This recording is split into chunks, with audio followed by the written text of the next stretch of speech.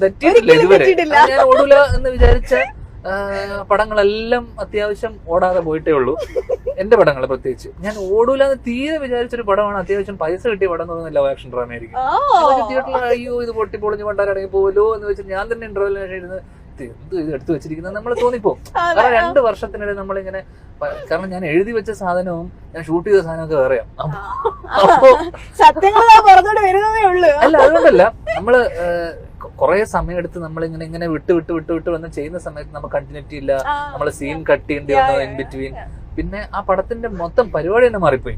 അപ്പോ പക്ഷെ എന്നിട്ടും ആ സിനിമ ഓടി. ബിക്കോസ് അന്ന് major factor Nivin Pauly Nayanthara combination, star കാസ്റ്റും, കുറച്ച് ആ പടം ഇഷ്ടപ്പെട്ട ആൾക്കാർ എത്രയോ പേരുണ്ട്. സോങ്സ്, പാട്ട്, അത് ഇഷ്ടപ്പെട്ട ആ ലോജിക് ഒന്നും ആലോചിക്കാതെ അത് ഇഷ്ടപ്പെട്ട എത്രയോ ആൾക്കാർ എന്റെ അടുത്ത് പറഞ്ഞിട്ടുണ്ട്. പക്ഷെ ഇഷ്ടപ്പെടാത്ത എത്രയോ ആൾക്കാർ എന്നെ തെറി പറഞ്ഞിട്ടുണ്ട്.